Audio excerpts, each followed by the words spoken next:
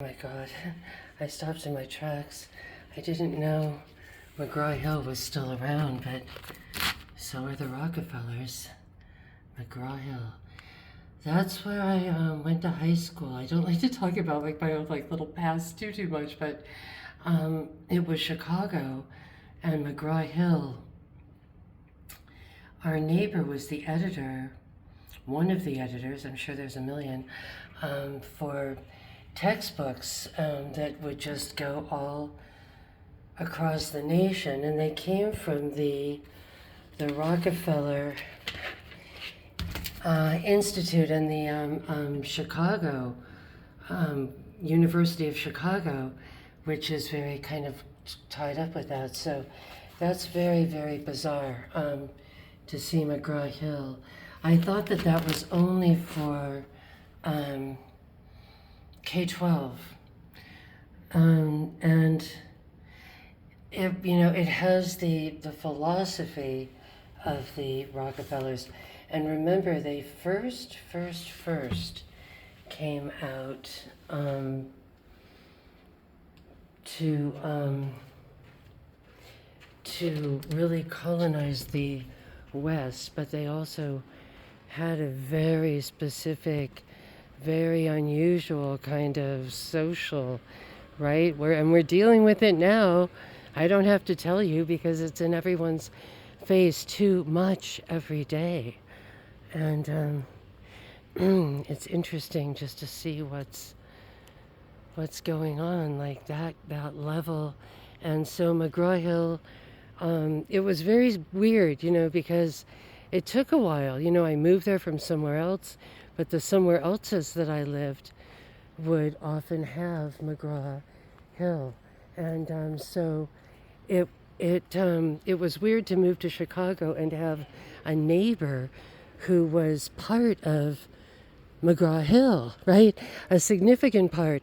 And there was even a woman down the street even further who was even a more significant part of McGraw Hill, like she was the lead editor. And it was kind of like a scary person. It's weird. Like most of the people in Chicago were kind of fun. They were kind of laid back. There was kind of a musical element, a poetic element, right? A kind of business element.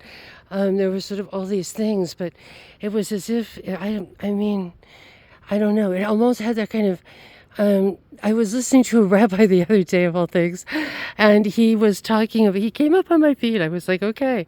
And he was talking about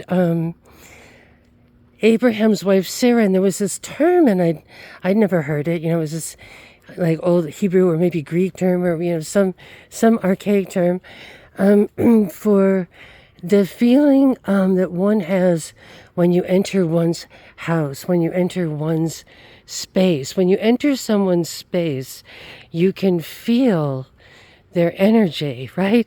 And it doesn't even matter. It doesn't even have to do with like wealth or money. You can be in an extremely wealthy place and be completely devoid of any vibe at all, except a cold kind of mausoleum vibe. So that was quite the feeling there.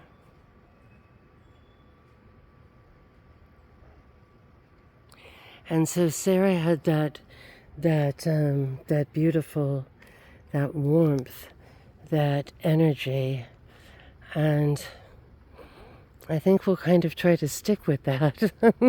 We'll kind of think about that. And you've all felt that before. So when I entered this home, it was all very gray inside. It was very large and dark, but not dark in a fun way, and not overly dark. There was some light in it, but it was just not, I don't know, it was like the kind of place you just want to run from. I'm not saying there was like an oven there where she was, baking the children or anything like a fairy tale, but there was something deeply just devoid there. You know, the kind of place where you go in and it's just suddenly cold. And I just remember, like, it hit me. Oh my God, this is the person.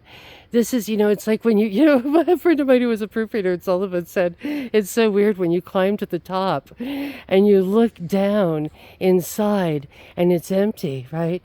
It's a black hole. And I thought, oh my God, this person is like in charge of like all the kids' minds in America, right? And now I'm seeing it at Evergreen. The first time I've wandered in that space in years. I'm just waiting on a person who's kind of getting dressed. So, which is fine. We're enjoying this evening very much and we're learning very much, but we're seeing, even if it's for early education classes or teachers ed, it's like the dumbing down of it's like the clip art of the intellect, the clip art of consciousness, right? Just like it's like it dumbs one down. It takes away everything from one. As odd maybe as Rudolf Steiner was when I taught at the Waldorf School, he at least acknowledged that there are people born with their own soul, their own intellect.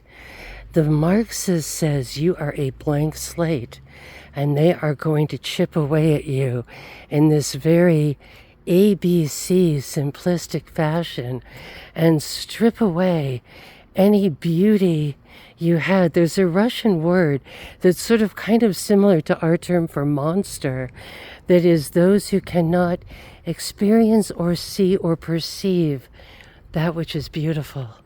Here we are in a beautiful place, and we've got this weird sort of thing that is also part of it.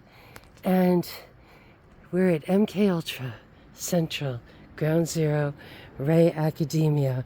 But boy, it was Pandora's box, and boy, did it spread. Much love.